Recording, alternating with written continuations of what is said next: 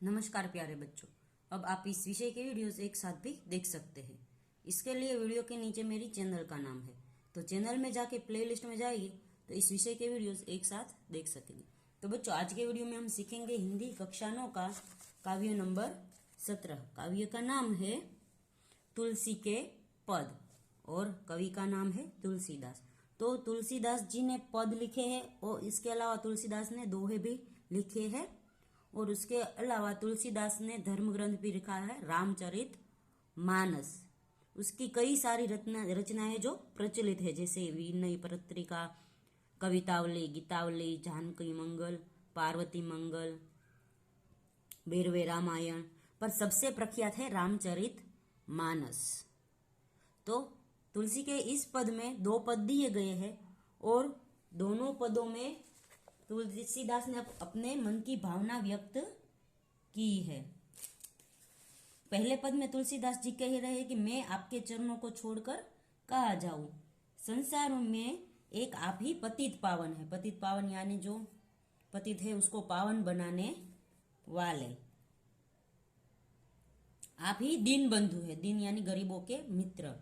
पापियों का उद्धार करने वाला आप जैसा और कोई नहीं है। देवता राक्षस आदि सब माया के वशीभूत है। उनसे अपनापन जोड़ने से कोई लाभ नहीं है। तो पहले पद में कवि ऐसा कहते हैं और दूसरे पद में कवि कहते हैं कि हे प्रभु, आपके और मेरे बीच में अनेक संबंध है। आप किसी भी संबंध से मुझसे जुड़े रह सकते हैं। आप मेरे माता पिता, गुरु, मित्र और आदि सब कुछ है। मैं तो किसी भी संबंध के द्वारा आपके चरणों की शरण पाना चाहता हूं।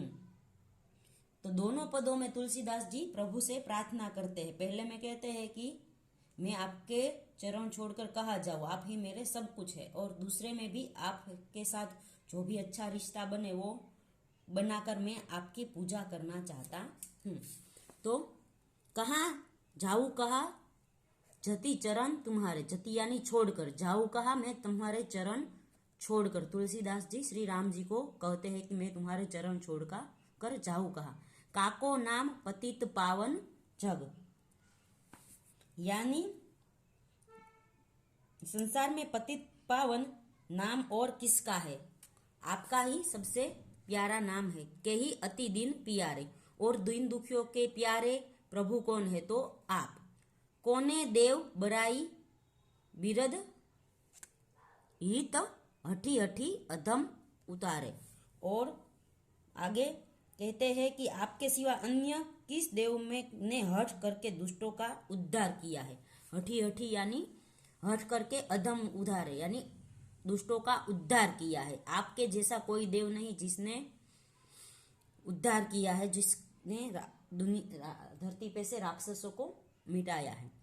खग, मृग, बाघ, पियाद, बिटप, जड़, जवन, कवन, सुर, तारे। तो आपने है वो पक्षी, मृग, बाघ, पाषाण यानी पत्थर यानी जड़, वृक्ष, यवन को किस देवता ने तारा है? इन सभी को आपने तारा है, यानी इसका उद्धार आपने किया है। देव, दनुज, मुनि, नाग, मनुज सब माया बिबस बिचारे।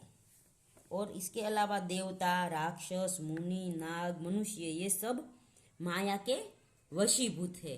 तिनके हाथ दास तुलसी प्रभु कहाँ अपनौ आरे। इसके द्वारा कवि कहते हैं कि इसी के बारे में सोचते विचारते तुलसीदास जी कहते हैं कि हे प्रभु, इनसे अपनापन जोड़ने से कोई लाभ नहीं है। कहा अनुयायी हारे, यानी कोई लाभ नहीं। इनसे अपना साथ जोड़ने से कोई लाभ नहीं है।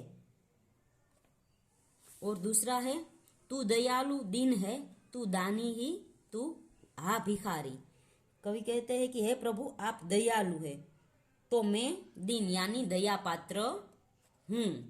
तू दानी है तो मैं भिखारी हूं। यदि तुलसीदास जी कहते कि आप दयालु है तो मैं दया के पात्र हूं, और आप यदि दानी है तो मैं भिखारी हूं जो दान लेने वाला है। हो प्रसिद्ध पात की तू पाप पुंजहारी। यदि मैं प्रसिद्ध पापी हूं तो आप जैसा पापों के समूह को नाश करने वाला कोई नहीं है। नाथ तू अनाथ को अनाथ कौन मोसो। यदि तू अनाथ के नाथ हो तो मुझसे ज्यादा अनाथ और कोई नहीं। मोह समान आरत नहीं आर तिहर तो सो।